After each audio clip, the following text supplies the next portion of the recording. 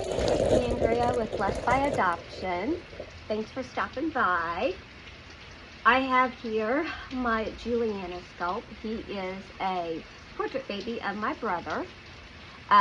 We lost my younger brother in 2020, and some friends of mine got together and helped get me a portrait baby of him. So this is the Juliana sculpt, and I thought he could join us today.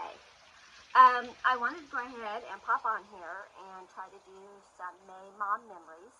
I tried doing this Tuesday, did a video and everything, and found out it was put on private. Couldn't figure out how to put it on public, and it deleted. So we're going to try this again. My May Mom memories. My mom, thankfully, is still alive. She's going to be 83 in September. Her and my dad retired down to the Village, Florida. About 10 years ago, and they're living the life. She's still pretty active as she can be, due to the fact that she had a couple of back surgeries a couple of years ago, and it slowed her down, and she had to give up her beloved game of golf. Plus, you know, at that age, you have a tendency to have osteoporosis as well. So, but she's still very active with her card group, and she's got friends all over there. I think half of our town actually moved down there within like the last 5 years or so. So, I mean, friends that we have known our whole entire life as well. Sorry, I had a call. My mom was my very best friend growing up. She advocated for me a lot. When I was in second grade, they discovered that I had a cholesteatoma, which is a tumor in my right ear, and it was so bad it completely wiped out my whole entire mastoid. And thanks to her, and I think also to the doctors as well, to be honest with you, she found me the very best surgeon that there was. I had several operations throughout my childhood. My first one was, I think I was in second grade. I know my last major surgery, I was in 8th grade, where he completely went in and completely rebuilt my ear. Mom loves to tell the story about how he took out a bone and grew my ear in his refrigerator over the course of those years. So, anyway, my mom was very adamant about staying with me in the hospital, and I'm not talking about in a chair or in a rocking chair. She's like, you know, Andrea's going to come up for surgery. Can we go ahead and please just have a room set for me too, you know, or a bed in that room so I can be with her and help, which I don't think they minded because it helped the nurses a lot as well. And you know how Beth does her background music? Well, this is natural. It just started to rain. And this is the best lighting that I can get right now because I don't have a ring light and I'm just starting out on these videos. So anyway, I hope you can hear me okay.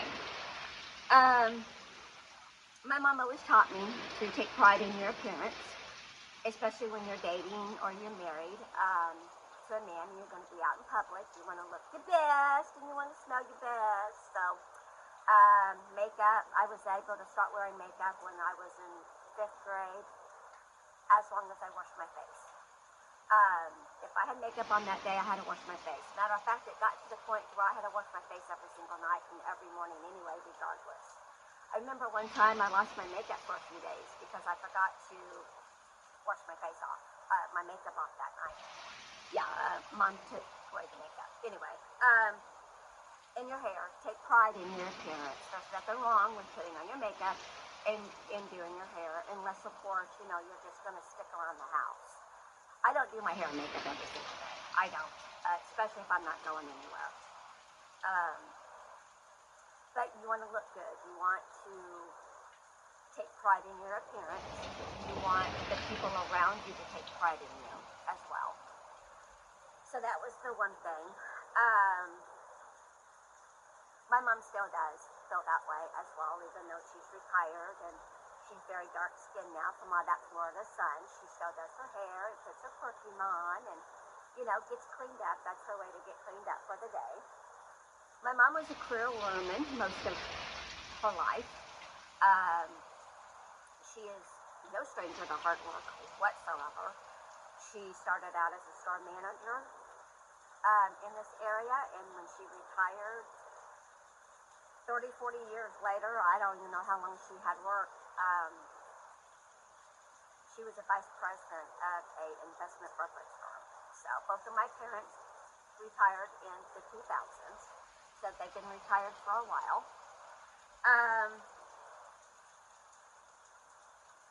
My mom taught me on how to keep a house. Make your house a home, not just a house, but a home. Put pictures up, hang some curtains, make sure it smells nice, make sure it looks nice. My mom was, there's absolutely no reason whatsoever why you should have a messy house. Unless you are so deathly sick that you cannot get up out of bed. And especially if you have children, children are the best kind of helpers that they are. I had chores every single night, and that was cleaning up the kitchen, putting the dishes in the dishwasher, washing the pots and pans, wiping down the cabinets, the stove, and the table. My job was also to put away the dishes as well. My brother and I, our responsibilities as well was to keep our room clean. Our room was our domain. We had all of our toys in our bedroom. We were able to play in our bedroom, read in our bedroom, watch TV, whatever we wanted to do in our bedroom. The only requirement is that any toys that we got out, we had to have picked up when we went to bed. And if that didn't happen, then after the second or third warning, they were in the trash. That also includes your clothes as well. Your clothes have a place, your toys have a place. There's no reason for you to leave your room messy when you're going to bed. Besides, what would happen if there was a fire, she would say? You could trip over something and kill yourself or knock yourself out. So anyway, my mom has no patience at all, none whatsoever.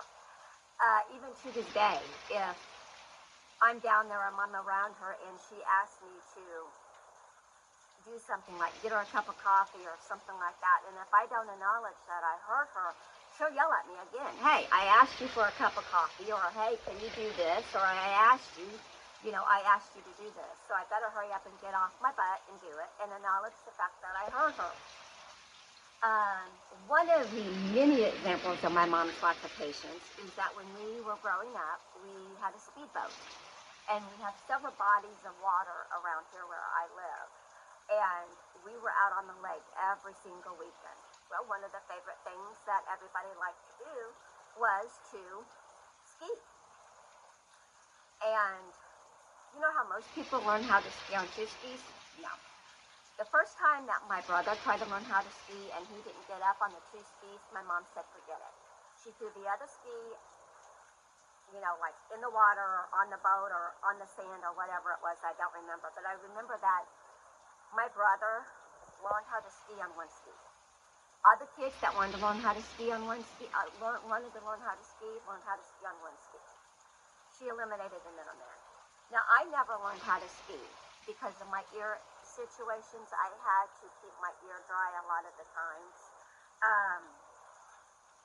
So I was pretty much like the lookout, the lurker. I was the lurker, the lookout. Anyway, I'm strong because of her. My mom does not put up with a pity party. She does not put up with laziness. Something knocks you down,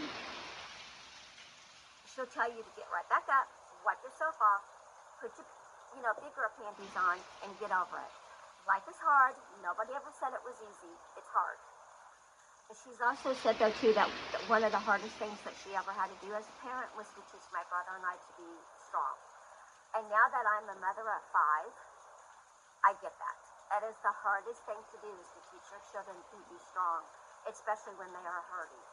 But I guarantee you, I would not be able to overcome everything that has been thrown at me in my life if I was not the strong person that I was.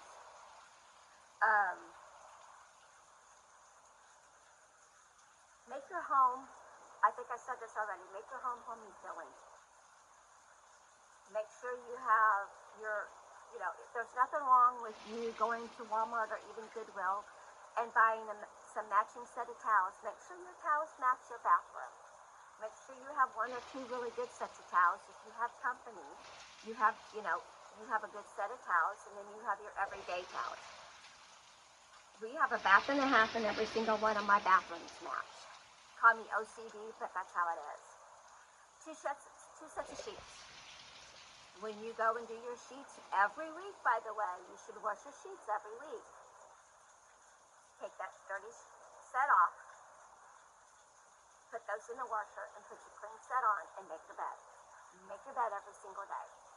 Here's the things that my mom taught me about my house, and I did.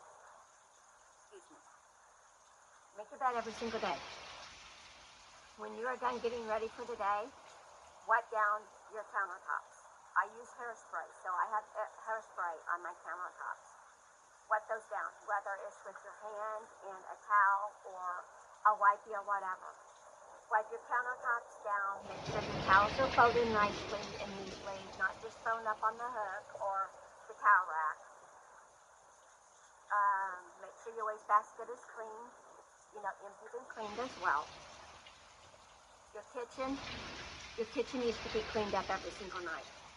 And I'm not talking about your dishes done. I'm talking about your dishes washed, dried, and put away. Your countertops wiped down, your stove wiped down, and your floor swept if need be. Okay? Just take pride in your house. My mom has always said that there's no reason whatsoever why you should have a messy house. And if you want to call mental illness out on that, she would probably say, too bad, get over it, get up, and take care of your house. Take pride in your house. And I do. The greatest compliment anybody can give me is that I have a beautiful home. Yes, there's dog hair. Yes, there's cat hair. And yes, it may smell like dog and it may smell like cat. But I go around every single day spraying, and I have my wax milks going, and I invest in candles. If you ever want to buy me anything, candles are the way to go for me, really. Oh, and by the way, it's May, and it's my birthday month. So I will be accepting any gifts or gift certificates or lunch dates or anything like that until the end of the month. My birthday is May 28th, okay? So feel free to send me anything that you would like to send. I would love surprise gifts. This mama doesn't get enough surprises. Anyway, so yeah, there's that. I had my dolls. Mom knew I loved my dolls. Mom knows I still love my dolls. I still to this day still have my dolls. Some of my dolls from my childhood, especially my Cabbage Patch. My very first Cabbage Patch I got was, when was it, 1981? I was 14 years old. And then my second one I received was from my very first boyfriend. And guys, I was in high school.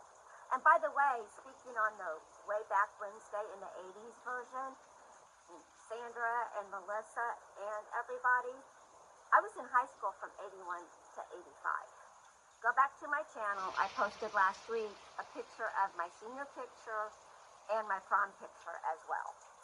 And so, yeah, there's that. So, and yes, you're allowed to say metal mouth because I had braces then as well.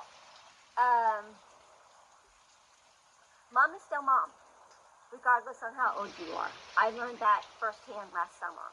We went down to visit my parents in Florida, which we do every month. And I ended up with an infection in my jaw. My mom put my grown butt to bed for 3 days and blew my kids away. And it was a perfect example. I always tell them, it doesn't matter how old you get, you're always going to have to listen to your mama as long as you have them. And that was a perfect example. They were like, wait, why, you know, they were asking Don, my husband, why is mom in bed? Because Nanny told her to go to bed, you know, so, and I did. Plus, I didn't want to get in trouble with her. I mean, I don't know if she's still capable of taking off that flip-flop and bopping me with it, but I didn't want to take a chance. So anyway, that is probably about it right now with my May mom memories that Sandra from Sandra Frozen in Time Nursery started. So anyway, I just want to stop on here and say hi, and if we don't see you, everybody have a wonderful Mother's Day. And whether you are a mom of four-legged babies or you have a overgrown child, aka your husband or your partner, or you have a family of your own, whether it's through your natural children, adoption, stepchildren, mixed family, whatever. I hope everybody has a wonderful Mother's Day, and we will see you soon. Have a great one. And remember, guys, if you can't say nothing nice, don't say nothing at all. That's from Thumper on Bambi, one of my favorite sayings. See you later, guys.